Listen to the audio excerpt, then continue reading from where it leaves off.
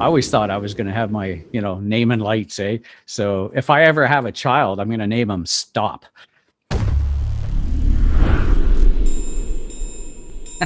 Stoplight. And Yeah. do you remember when you did the Mike's Moments on the pink, and then I commented, but pink's boring? And then now Thanks. I wore pink. I wore pink for you. You wore the boring color. Yeah. Nice. Yeah, that was a neat experiment I was doing, with the colors. I got the idea from YouTube actually, about falling asleep to rain. And there are so many different videos. If anybody is having a hard time falling asleep, don't count sheep. I mean, that doesn't work, but actually it does. If you count, I'll tell you that in a sec, actually falling asleep, because you commented during an earlier conversation about falling asleep. But I found the sound of rain really helped. But the thing is, you're running your phone in your bedroom. And it's not a good idea to sleep around Wi-Fi because it's interacting with you and your signals that you send out. And if you're finding you're Right. getting or interrupted sleeps, chances are it's that phone causing it. You shouldn't even sleep with your phone in your bedroom. But the subject of counting down, here's something I learned. I don't even have to do it anymore because my sleep habits are way better. Uh, Counting from 23 to 0. Now, but use your eyes when they're closed as a pencil or a pen and draw out the 2 in great detail, and then the 3, and then the 2, and the 2, like all the way down. You won't see 9 or 8. You'll be done. The reason why you're focused on these numbers so bad or so much, so bad. My English is just in the toilet tonight. You'll be focused so much on these numbers and the detail of the shape and whatnot that you're forgetting about the problem that you had in the day. So if you got stress and I found counting really eliminates a lot of that stress, and you're able to sleep well. And so just Mhm. practice it. Close your eyes and then picture 2, 3, and then your eyes are the pen or pencil on a piece of paper. And by the time you hit 10, 9 or whatever, you'll be done. You'll be out.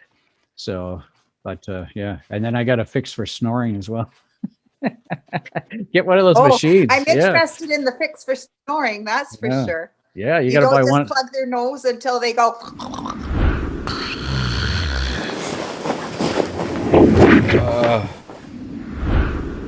That person is not getting a full sleep because he's coming out of his deep sleep, but you're not getting your deep sleep, and a lot of the bickering and fighting can happen as a result of a lack of sleep because one person's sleeping and sort of soundly, but a little tired because he didn't get that full deep sleep.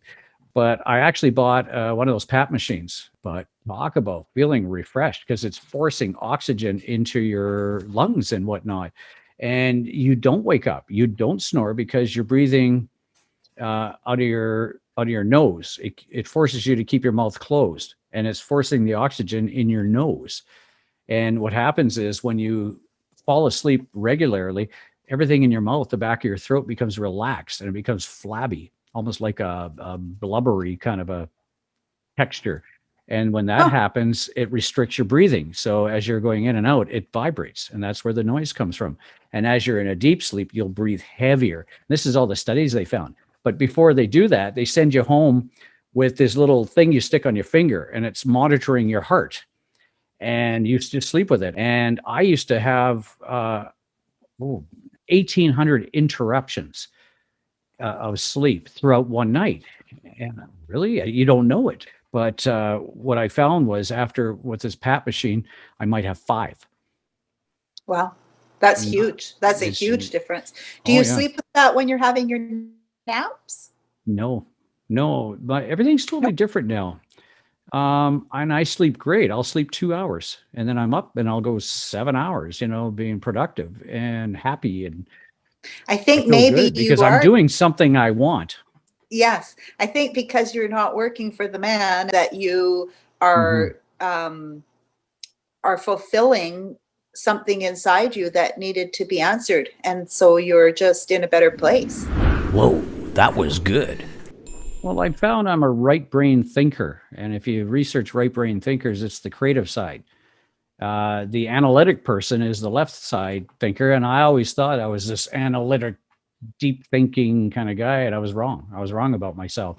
I love creating, and it'll just hit me, these ideas. And this is where the video thing comes from. And I just love doing it, and it shows, and I hope people like them, but they created this fuel for me to create more content. And where the ideas come from, they just pop in my head. I just get lost in the moment and bang, there's an idea. Let's do it. Some are bad ideas, some are bad quality or bad taste. Then you have to really use your judgment, and you touch base with important people in your life. Would you air this? And they go, nah, I wouldn't do that, Mike, or whatever. And I respect that, right? So, okay, that one's deleted, right? And so I want good quality is what I want, but at the same time, you are your own charisma, your own personality, and don't change for anybody.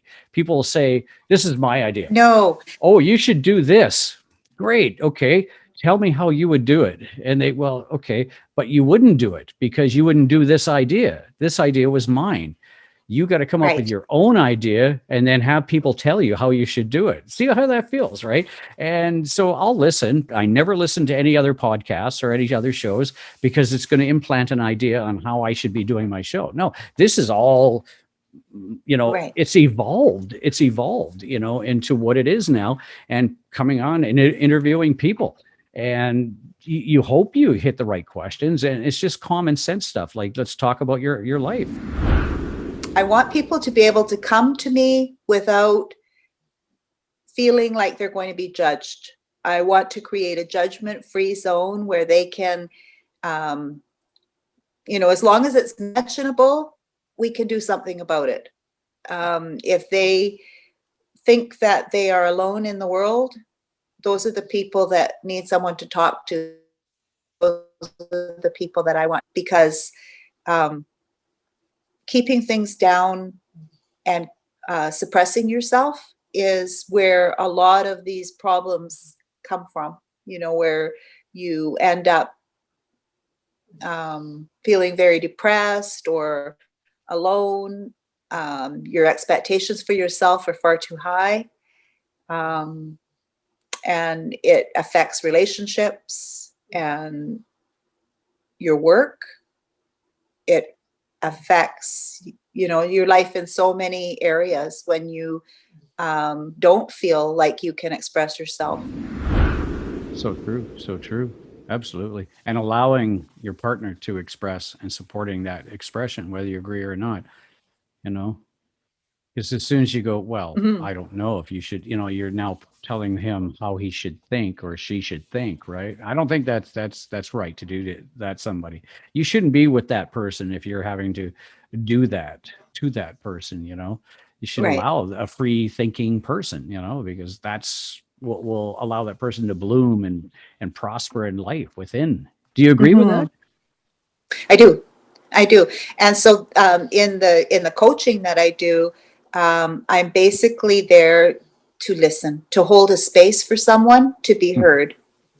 That's my job. And what they get from me is they have a transformation. Some of the people have told me,